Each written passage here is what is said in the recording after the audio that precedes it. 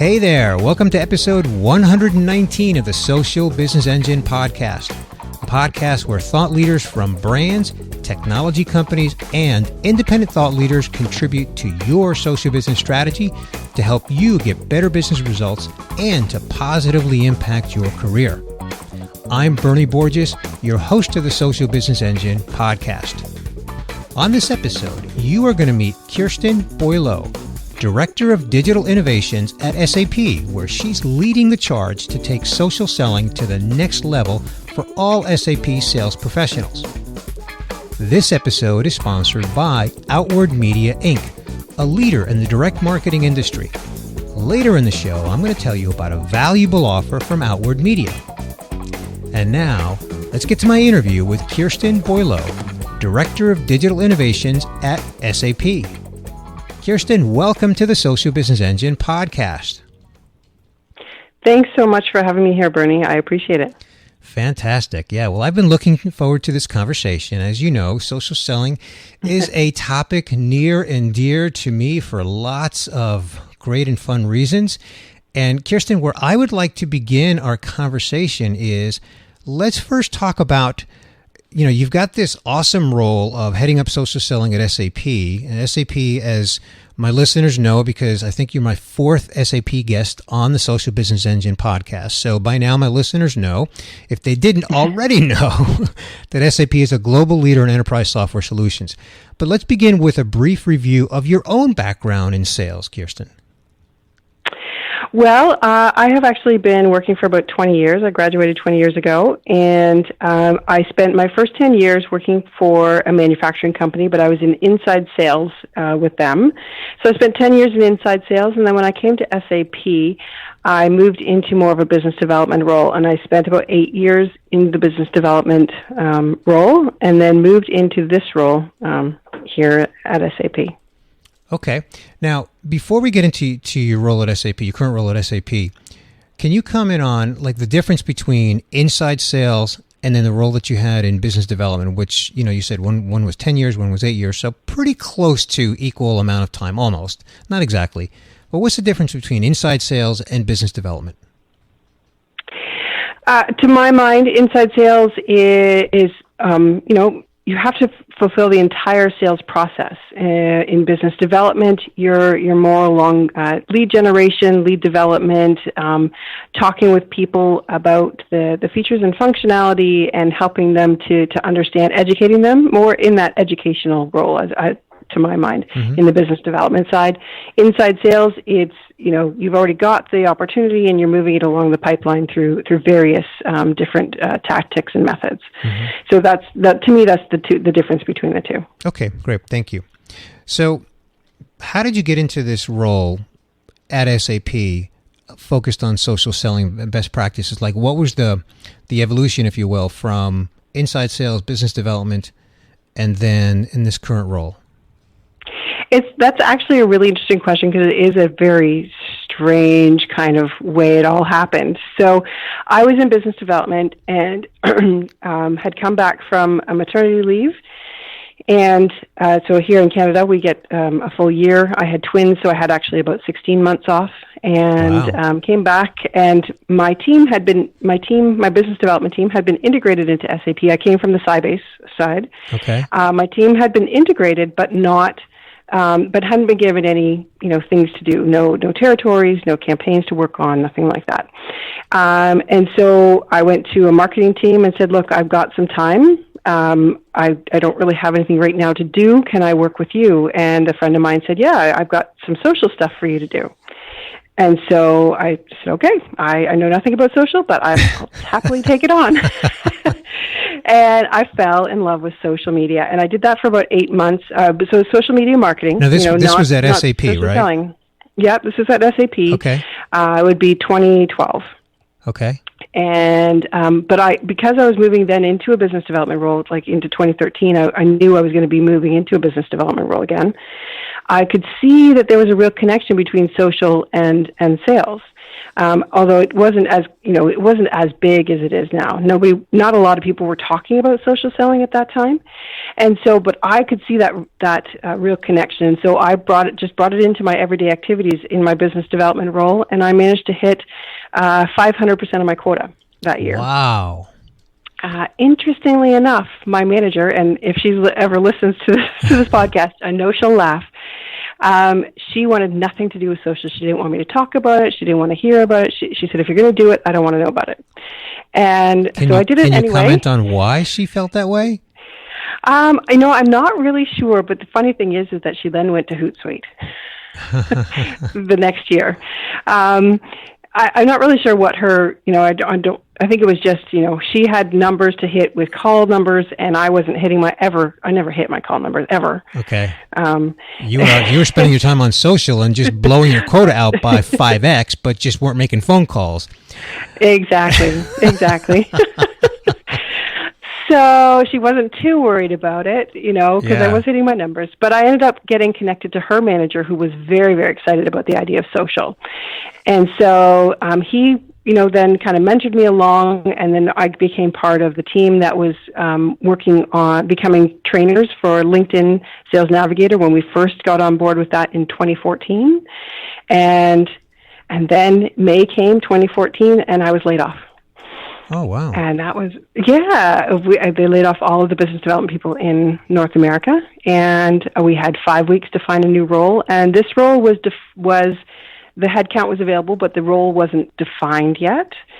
And so I worked with the hiring manager, and I got all kinds of great, amazingly supportive people to vouch for me, and I got this role.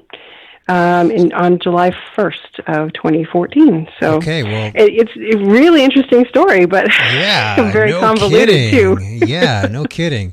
All right, so as we're recording this here, it's just about July 1st. So let's just say for discussion purposes, you've been in this role for a year now. So look, can we step back? 2 years.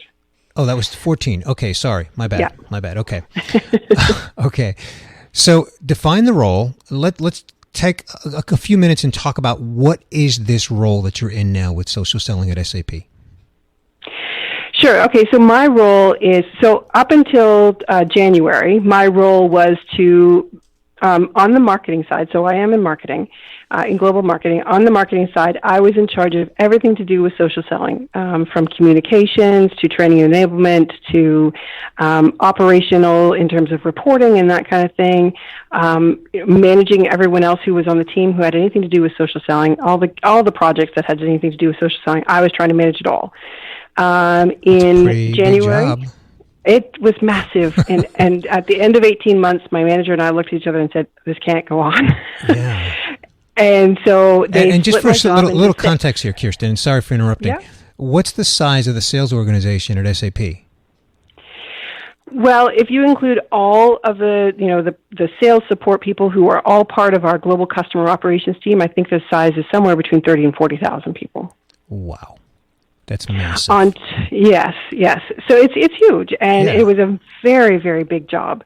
And so my manager and I decided it just wasn't going to work for me to continue to do that. And she asked me what I really wanted to focus on. Did I want to be, running the entire thing, or did I want to focus on something else? And I said, the training and enablement piece is my area of passion. I now have a partner who runs the operations side of things, Michael Labate, and then myself runs training and enablement.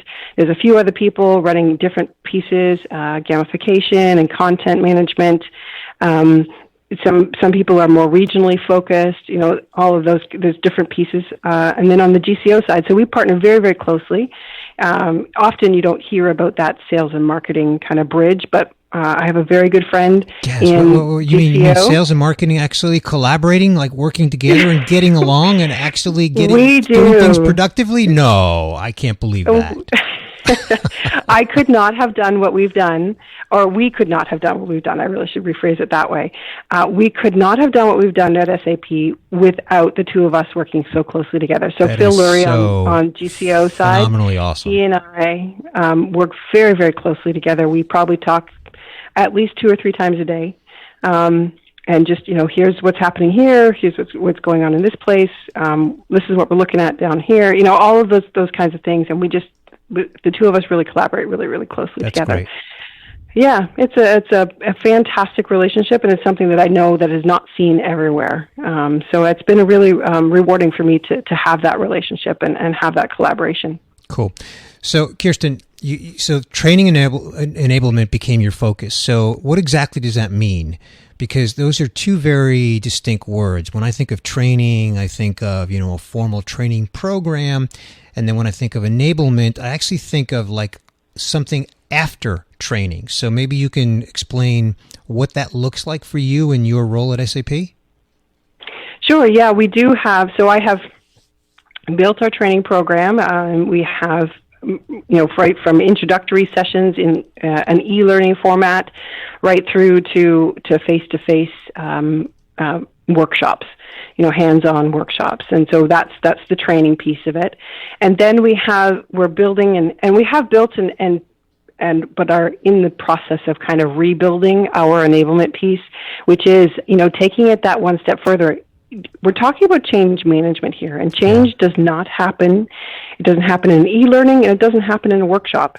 You have to get people to change the way that they do their everyday business. And so we're looking at ways that we can encourage even more change than we're seeing already with the some follow-up programs, having face-to-face coaching, having someone sit in the center wherever, whatever sales team is there. There's somebody there who's a champion, who knows the tools, who knows the concepts, and can coach people along when they're struggling with whatever it is that they're struggling with. So that it's all about scale right now. We've put everything together. Now we're just trying to scale it all. Okay, so. Again, back to training, you mentioned LinkedIn Sales Navigator. And I know that I've seen some content online where SAP is a user of LinkedIn Sales Navigator. Now, that's obviously a tool. It's technology, right? So what role does that tool play, and how does that marry, if you will, with best practices and what you call, change management? Yeah, so LinkedIn Sales Navigator is a tool, but social selling is not a tool. Right. I always feel that we have to teach our sales reps the way to engage on social and what social selling means in terms of concepts, and then we give them the tool to be able to apply those concepts. Exactly. Okay. So our training program encompasses having a good brand. And we focus on LinkedIn, of course, because we've made a major investment in LinkedIn, but we do incorporate other tools like Twitter and other ones. But our major focus is on LinkedIn. And also because LinkedIn is kind of the business platform on social, right? Right. So we talk about here's how to build a good profile, and we spend a lot of time on that because we want people to have that this is your business card that people are going to go to, right? Mm-hmm. So we spend a lot of time on that, and then we talk to them about listening. Once you have a good profile to go to, you need to listen to your network, listen to what people are talking about, listen to what's important to your industry or your region or your line of business, and then you'll know what people are interested in talking about, so that when you then go to a share and engage in the conversation, you're not shouting things that make no sense to anybody else or are 3 years behind the times or too far in advance that people, they can't even wrap their heads around it, that how to frame it up and what's important to them now. And then we give them the tool of Sales Navigator, and to me, Sales Navigator fits with all three of those pieces. On LinkedIn.com, you have your profile. Within Sales Navigator, you have that listing piece, and you also have a way of engaging with that customer and engaging with those prospects. That's how we fit it. We frame it up into that whole, the all-encompassing program. Okay, terrific. All right, before we go to my next question, I would just want to pause for a message from our sponsor. Outward Media Inc. is a leader in the direct marketing industry, providing businesses access to the largest SMB email database for the acquisition of new customers. OMI has a commitment to data accuracy that I find very impressive because it helps you identify your best prospects so that you can generate more qualified leads. In fact, OMI offers a 95% accuracy guarantee on all email data for 30 days. I urge you to download OMI's ebook, The Executive's 15-Minute Guide to Building a Successful Email Marketing Database, to discover the essentials for improving email deliverability. Now, when I read this ebook, I discovered at least 3 things that we needed to address. It's really a must-read for all digital marketers. You can get your copy now at outwardmedia.com/SBE, and you can also find the link to this ebook at our website at socialbusinessengine.com. Okay, Kirsten, you know where I want to go next is I want to talk about the buyer's journey, because as you know, with your own sales career, the buyer's journey has evolved, especially in recent years, with the proliferation of social and how buyers are using social. So why don't you kind of talk to what you've experienced in the evolution of the buyer's journey in the world of enterprise software solutions, and how you integrate best practices into social selling at SAP? Yeah, so I mean, we've seen all the same statistics that everybody has heard before. 70% of the buyer journey is complete before a sales rep ever is involved, and so what we've really tried to focus in on is, our sales reps get involved. Our sales reps are fantastic at doing what they do, but how do we ever influence that earlier 70% of the buyer journey, where people are going online, they're talking to their peers, they're having conversations in groups, say on LinkedIn or on Twitter or on Quora or elsewhere, where they are having those conversations that we can do a lot of listening from and understanding what's important, but also as they start to search for content that will be educational and engaging and relevant for what they're trying to achieve, that our reps are their name is attached to that content that they end up finding. And so that's how we feel we're influencing in a couple of different ways. So there's that sharing of content, but also inserting ourselves into those conversations that are happening in the groups as well, in the online communities and that kind of thing. Okay, so engaging in those conversations then. Absolutely. It's not an easy task, and I wouldn't say that we're very good at it yet. There's a few people that are, but again, we're taking people's mindset of picking up the phone and having that conversation, and all of a sudden they have to have that conversation where they're typing, and it's just a complete mind shift in the way that they think about how they engage with their customers, and it is again, it's change management. We have to help them understand the importance of it, understand the value of it, and show them the success stories that come from it. Well, Kirsten, speaking of success stories, you're a mind reader. That's exactly where I wanted to go next, because I know you've got at least one or two you'd like to share with my listeners. Again, 30 or 40,000, by the way, 30 or 40,000, the only difference is 10,000, right? Sales professionals at SAP, a global organization. So surely you've got a success story or two that you want to share with my listeners? I do. I have a couple. One you may have heard of before. His name is Freddie, and he is a SuccessFactors AE here in Canada. And what he did was, to me, he did everything right when it came to social. I'd worked with him early on and built him a good profile, and he was very active in the conversation. He was, sharing things. He was listening, and then he was a brand new rep, and he'd been handed this opportunity, and he did some due diligence and realized that there was no line of business representative from the customer named within the opportunity. So he kind of did a bit of research using LinkedIn and figured out who that person, that kind of decision maker was, and who their influencers were. And he started to reach out to them and listen to them. And then he actually did have a conversation with the C-level executive, and when the C-level executive talked to him, he said, "Wow, you are the first person to reach out to me on this deal," and he's like, "Wow, that's incredible! I can't believe that hasn't happened before." So they started to build a relationship, and he was listening to not only what the C-level executive was talking about, but his VPs and directors were talking about on social, the conversations they were having, the groups they were part of, and that kind of thing, and was just listening to what was happening. And he realized that they had a line of business application that they were looking at, that they had budget, and they were going down the road with a competitor on it.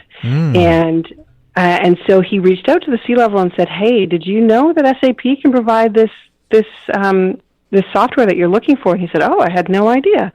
Let's talk." And ended up growing his original deal by 50% because he was listening to that conversation, right? Like, that's a huge impact.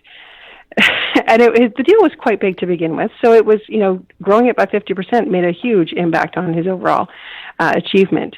Then the second one I want to talk about is one that I just heard about recently, and this has more to do with, that rep he's a fairly mature rep. He's been in sales for a number of years, and really saw the advantage of social and took advantage of it. But then on the other side, the one I want to tell you about now is more to do with our brand new sales reps. These are people, they're part of our SAP Sales Academy. They're within 24 months of having graduated from university or college. So they're really young. We call them early talent. And so we've been doing social selling since our Sales Academy started back in 2014. Early 2014. There's now other people involved in, the actual running of the training programs there. But they, I did start them 2 years ago, and I heard about this from one of the new people that's involved, and he said instead of doing a call blitz with these folks, the latest group that's there, he went and did a social blitz with them.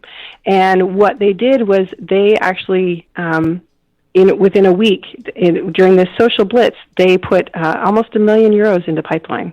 And these are brand new sales reps. They've never sold before, but they're having great conversations because they've got good background. They're warming up those calls that they're eventually making with conversations online and good content that they have to share, and they're showing the results. It's very, very powerful, and it's really interesting to see. So Kirsten, then the social blitz had a lot of content sharing and listening and engaging, right? Is that Yes. Okay. Wow, that's impressive. Fantastic. Thank you for sharing those two stories. That is really, really terrific. All right, well, Kirsten, we are now at a point in the podcast where I will recap the things that we discussed here today, kind of the key takeaways for my listener.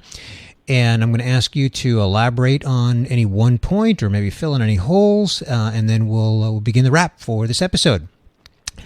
So we began our conversation with a background on your own sales career with 10 years inside sales and 8 years in business development, and how that then evolved into your role of social selling at SAP. You mentioned that once you came back from maternity leave that you took on a project to use social and you fell in love with it, and then you brought that into your own business development efforts, and you hit 500% of quota, which is just amazingly spectacular and impressive. And how even though there was this kind of a weird point where you got laid off and you kind of had to find the new role, you found this role of social selling for the SAP Global Sales Organization. But it was also like a huge responsibility of providing social selling training and enablement for 30 or 40,000 salespeople across the globe in SAP, which is, again, just huge. And the role is part of a global marketing role where you're part of communications, sales enablement, operations, and reporting. But then you said because the role was so massive that you really focused in on training and enablement. And so in the training, we discussed how you do everything from the introduction to face-to-face workshops, and then on the enablement that you're really focused on change management and really focused on scaling it across the entire organization globally.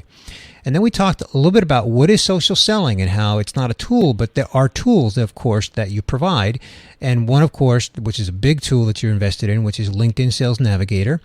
where you teach people not only how to use LinkedIn, but also how to use the Navigator tool itself, and also how to use Twitter and how to engage and how to listen. And then we talked a little bit about how you're training and enabling the sales force to really understand how the buyer's journey, what it is today, and how, as you say, we all know the stats, 70% of the buyer's journey is done on their own, and how you're really training and enabling them, and if I may even use the word empowering them, to listen and discover when there's an opportunity by listening and engaging in those online conversations. And then we really kind of capped it all off with two success stories. One was with Freddie in Canada, an account executive in Canada. You said he's doing everything right. You said he was an established sales professional, and he did a great profile on LinkedIn. He did all the things right, listening and sharing. And then he identified, and I love this, Kirsten, identified the key influencers on a deal. He engaged in conversations with them. He discovered that there was a line of business application that had budget, but they were going down the path of considering a competitive solution. He reached out, got into the conversation, and then grew the deal opportunity by 50%. That is just amazing. And then the other example you shared was with brand new sales reps, young, 1 or 2 years out of college, that just graduated from the SAP Sales Academy, and how instead of doing a more traditional call blitz, they did a social blitz by listening and engaging, and the result was generating about €1 million, or you said close to €1 million in pipeline opportunity, which is also just really impressive. So is there anything from my recap that you'd like to elaborate on in any way? Yeah, just a couple of things. So, there might be some people out there that say, well, I can see why the young or early talent were so successful with it because, they're digital natives. But interestingly enough, and I think LinkedIn shared this statistic back in January, February timeframe, that they had done a study to see where people's SSI, that social selling index, was, and what age ranges they were.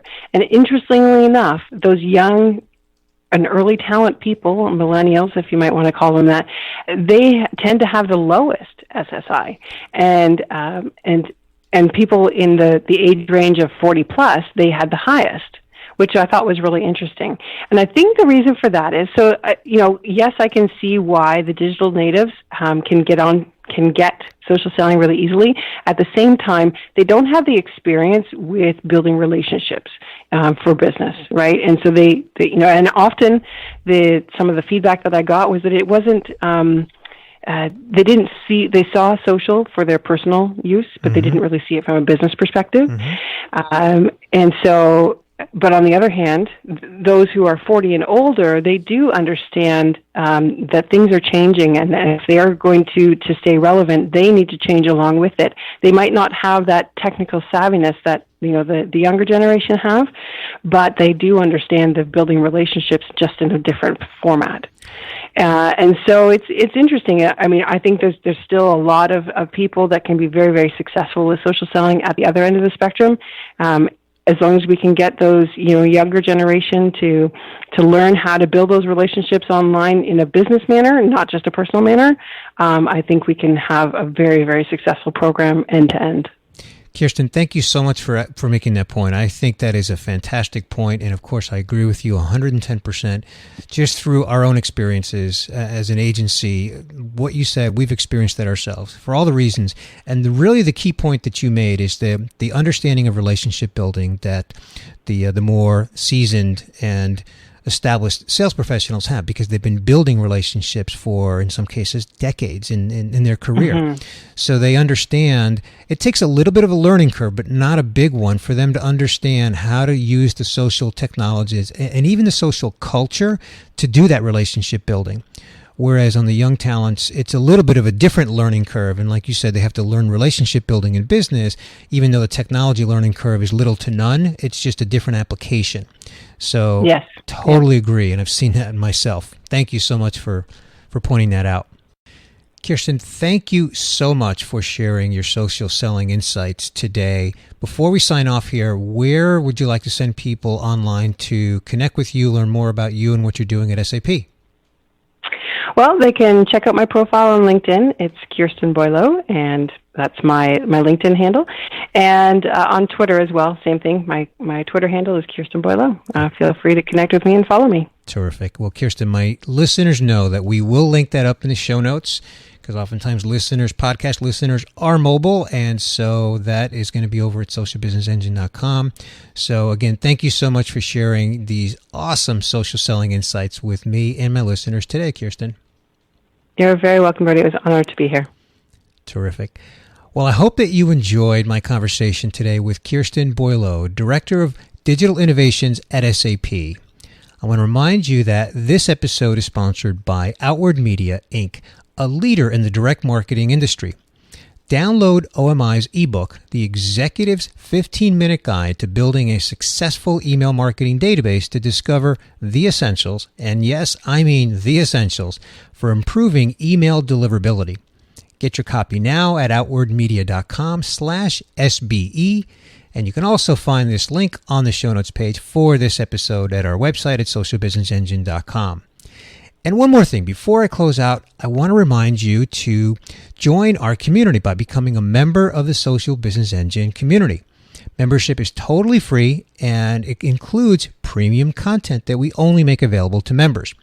Our community is made up of thousands of business professionals whose common interest is using social media strategy, social technology, and social culture to create better business results and improve their career.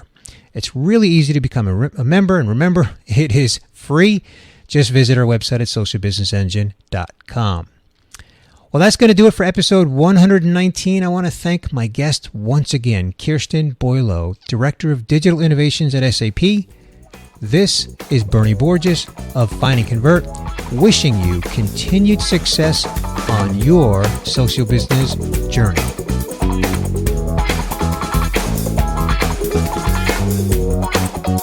Thank you.